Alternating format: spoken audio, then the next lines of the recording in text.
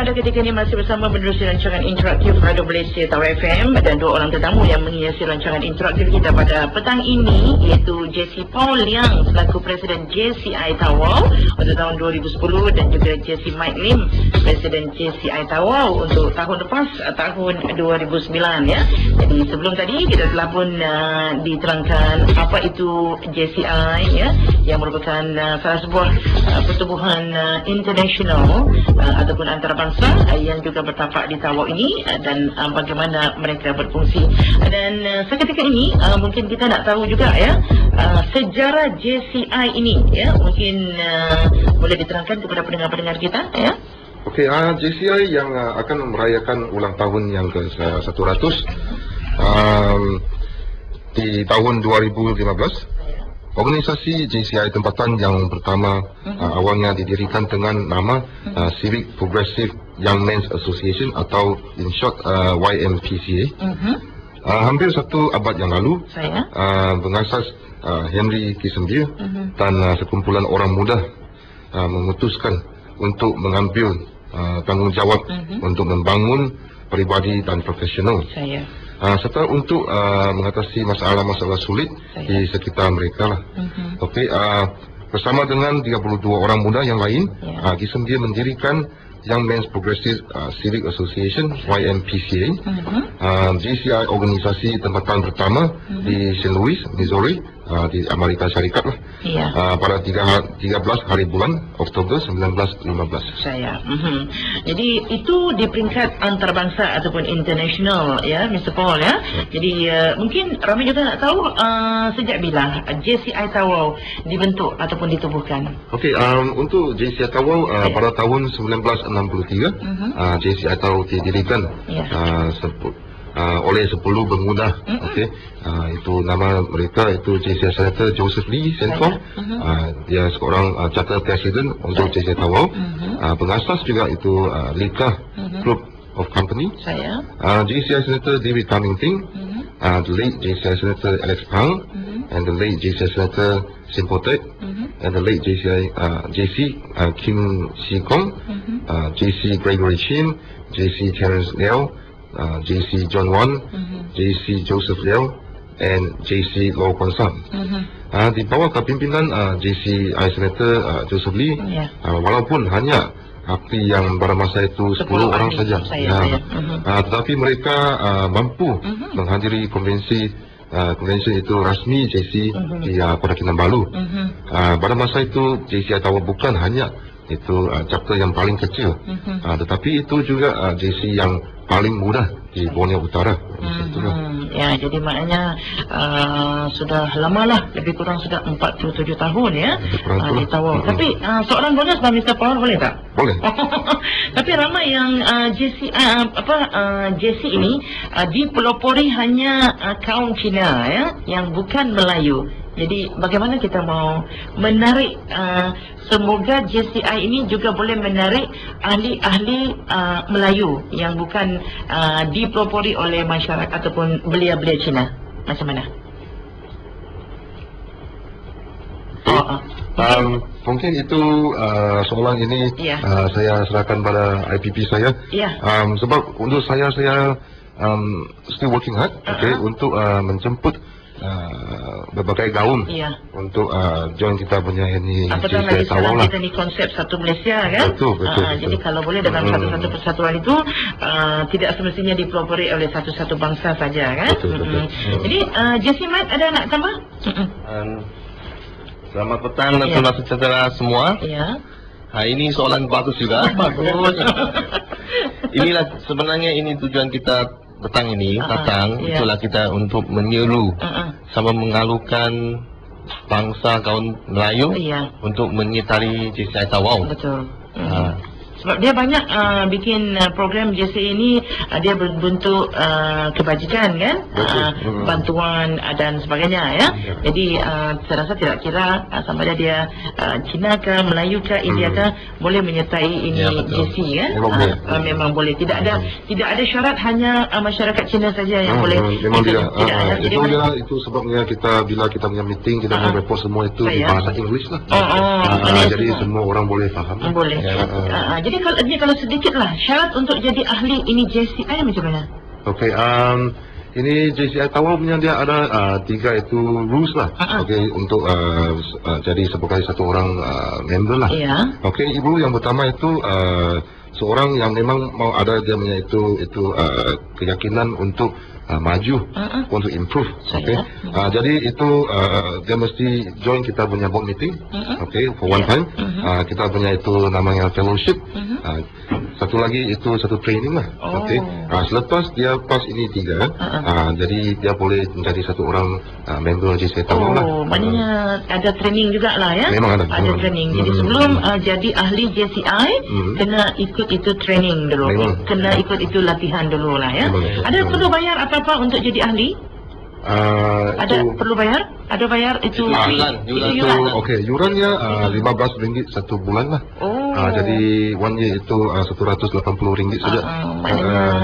Boleh melaksanakan aktiviti lah kan dengan menggunakan itu yuran ya. Baik, selain itu tadi soalan tambahan lah Mr. Paul ya. Baik, jadi kita percaya JCI Tawau banyak membina pemimpin yang terkenal ya.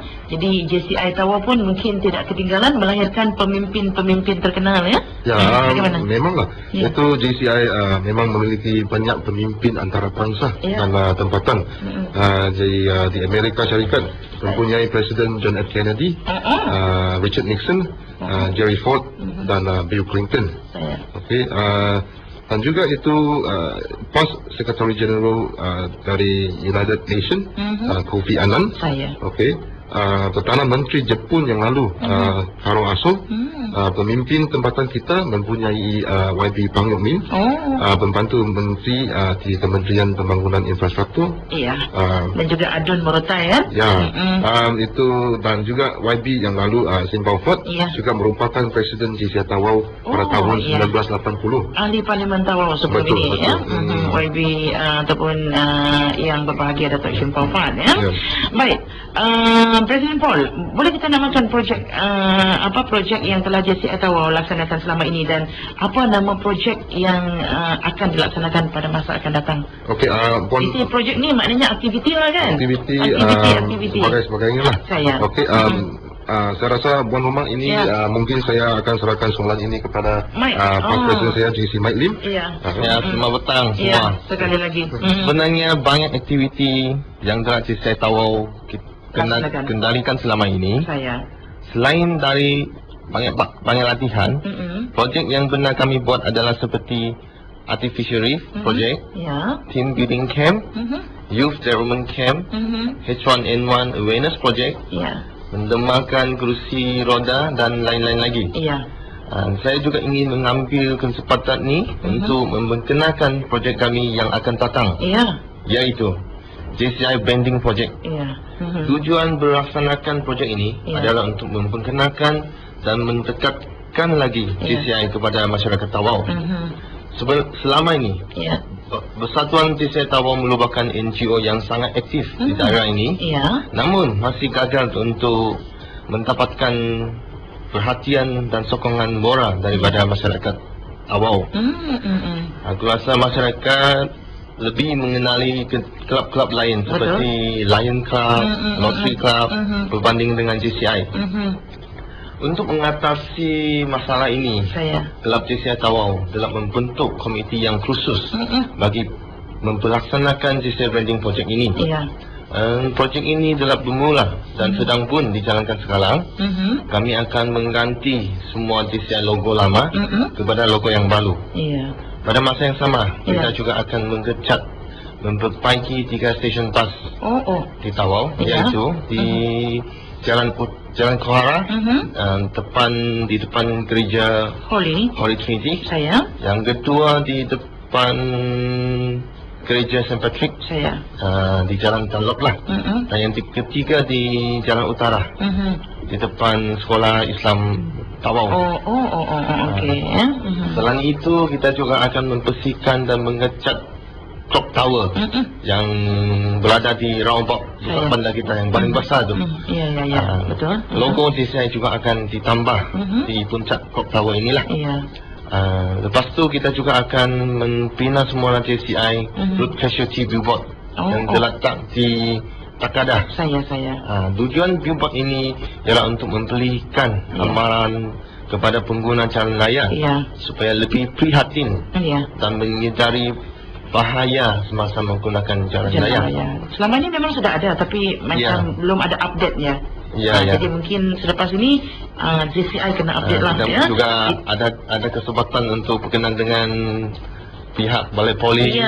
Jadi maknanya sebab saya pun selaku pengguna jalan raya selalu tengok itu signboard, tapi sudah lama tidak diupdate kan. Jadi sebab dengan ada itu angka, mungkin sebagai pengguna jalan raya juga mau mengurangkan bilangan angka kemalangan jalan raya ya. Betul.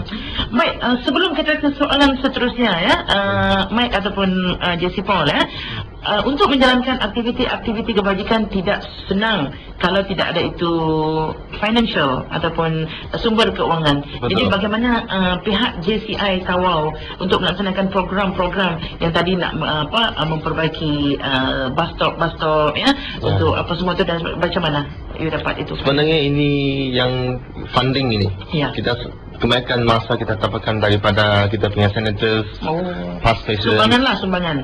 Ataupun golongan masyarakat yang prihatin terhadap isu-isu masyarakat kita.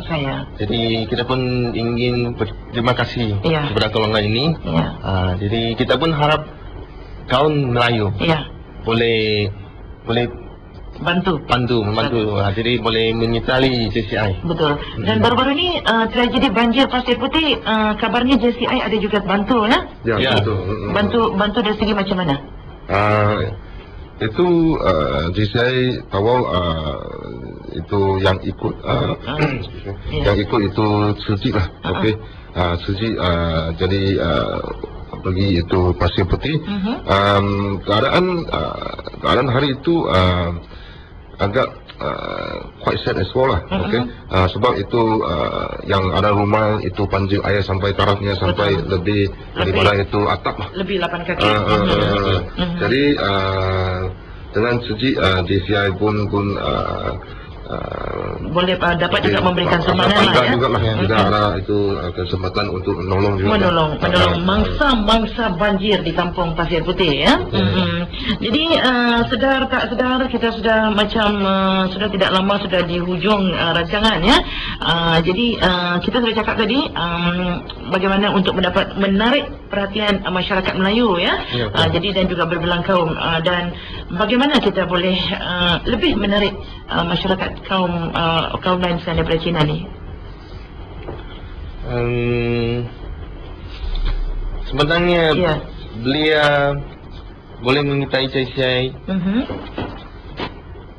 untuk mentingkatkan diri dalam 4 bidang, iaitu beruang individu, beruang komuniti, beruang antarabangsa dan beruang usahawan. Dalam beruang individu beliau akan diberikan kesempatan untuk menyintari potensi peribadi melalui program latihan, self-confidence. Selain itu juga kemahiran kepada kepimpinan, kemahiran parliamentary procedure untuk meeting, kemahiran komputer dan lain-lain lagi. Peluang komiti, beliau akan lebih pekat kepada masalah sosial dan pengetahuan tentang dinamika masyarakat. Lepas itu peluang international, ia akan memberikan kesempatan bagi ahli individu untuk menyumbang terhadap pembangunan goodwill, pengertian dan kerjasama di antara segala bangsa. Dan last, peluang usahawan, memberikan peluang bagi ahli untuk memberi sumbangan dalam pembangunan infrastruktur, ekonomi, kemakmuran dan kesejahteraan semua bangsa. Sebagai contohnya mungkin ada ya? Sebagai contoh, mungkin contohnya seminar berusahawan, menetapkan perdagangan penampilan, sama meningkatkan rangkaian sosial belia.